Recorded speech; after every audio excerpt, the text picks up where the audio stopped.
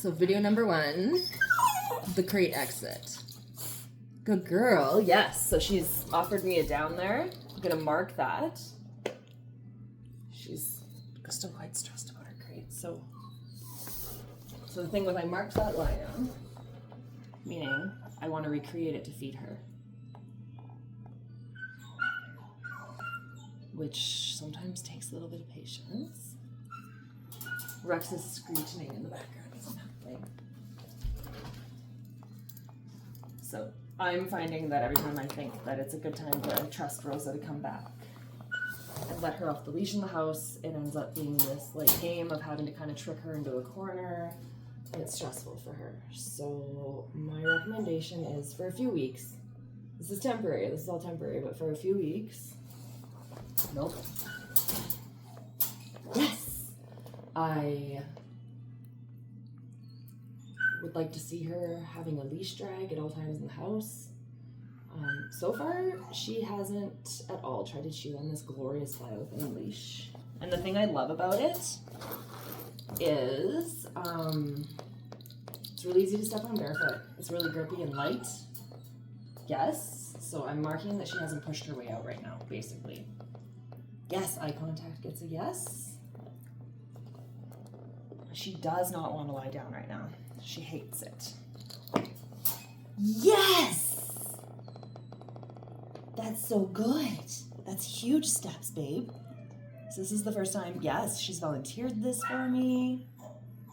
So I marked because she's lying down and not pushing, but I still want that icon. So I marked and I just kind of waited. Yes. What happens if I try to move back? So I don't want my hands to be the thing that pushes her back in. I want it to be circumstances. Yes. So were she to try to push her way out right now, I would use the door to stop her, because we want her to, like, hands are always safe. Hands provide food and pats, but objects happen sometimes when we're not following the right patterns. So it'd be nice if she was, oh, so there it is. Yes! I'm gonna mark that she stopped resisting, even though she stopped because the door almost whacked her in the face. So in an ideal world, what we're building up to here is down with eye contact as a way of getting out. I'm giving her a chance to volunteer it. Yes! So on my next, she's taking treats, which is amazing. Those treats are way too big. They need to be chopped up. Okay. Good girl! Good girl! So the okay can get a treat, but we don't mark that with a yes or a clicker. We just okay and feed.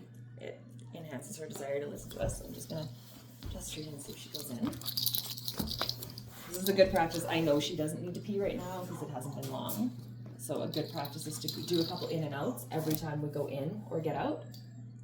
See how she's very resistant? So I'm using Rosa, don't smack me in the glasses with your little face. Hi. So she's a little bit nervous. So I'm not going to force her. I'm going to give her some scratches. Tell her she's a good baby. I'm literally just going to put her treats in there. I'm using the leash pressure so it's more fun. Yes, so that it's more comfortable to go towards the leash pressure basically, but it's not my hands doing it. Another treat.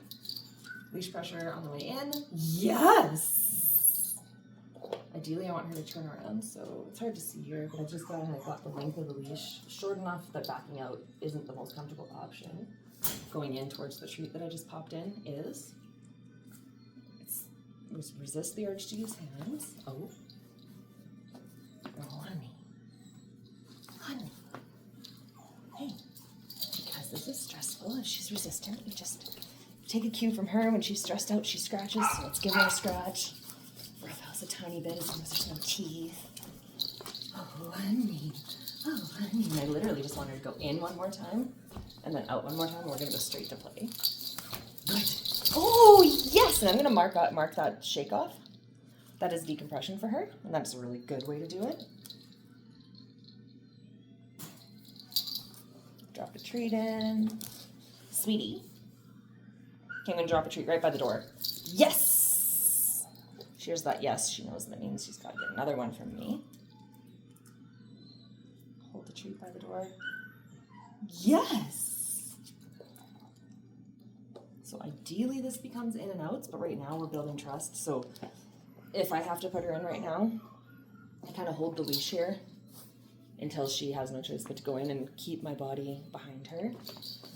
Okay, let's pause. Oh. Yes, Rosa.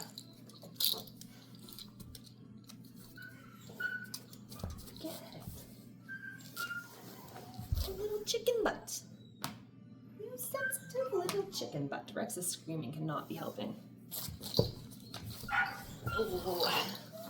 Oh, your foot. Oh, that makes everything better. I get it. It just feels so good. Oh. Good. Good. It's good to practice this when we're not in a place of pressure.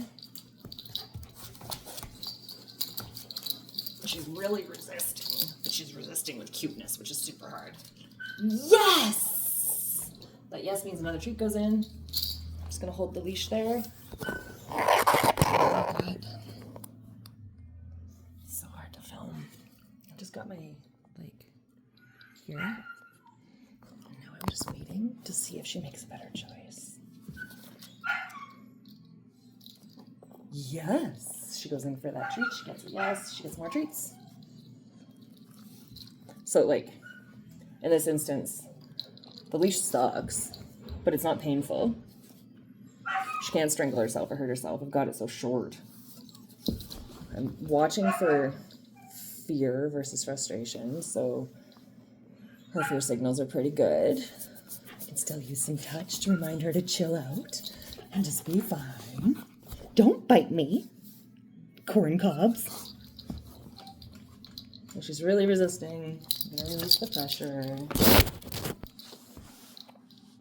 Go back to square one where getting a treat by the door. Just baby steps in and around the crate.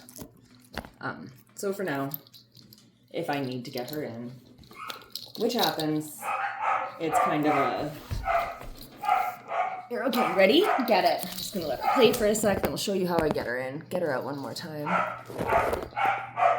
Delta's jealous because you're getting the attention. So, got the leash. There we go. So she's flailing a little bit. She doesn't want to go in. I'm not going to use my hands, but I'm going to create some backwards pressure. Yes! Okay. Good. We can do that practice a couple times. So we're using, this lie down has become something she's figured out works for her. Yes! Right? Again, not hands, my body.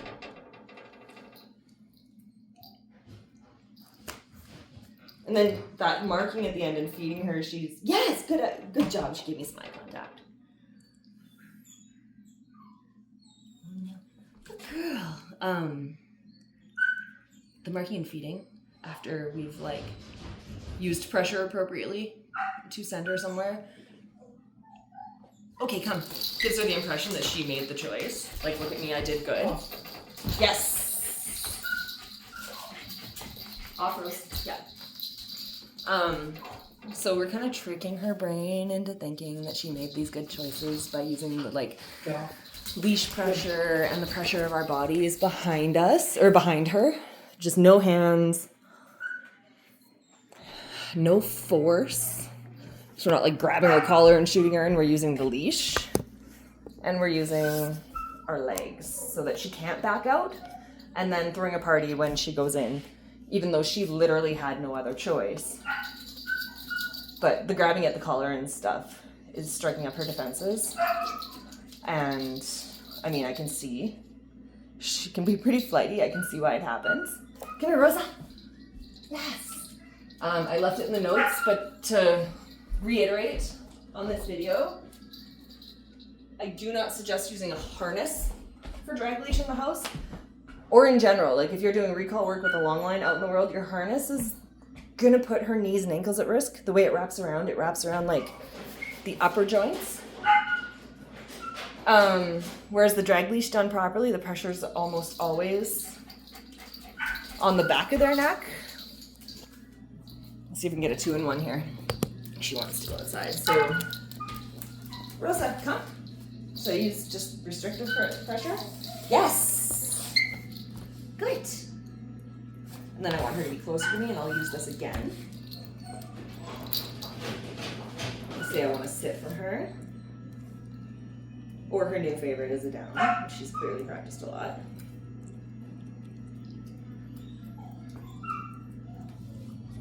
So remove the pressure off the leash. I'm giving her a chance to choose it entirely. Attention span wanes, we grab that leash with our foot, pull her back in.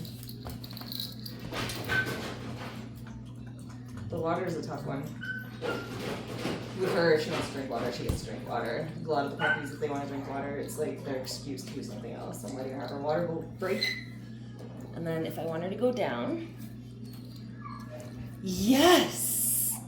And if she had been inattentive and like resistant to that, okay, I would just step on the leash gently. So we'll work on some of that stuff at home. Yes! Good girl. So there's video 1 of however many I can get in an hour.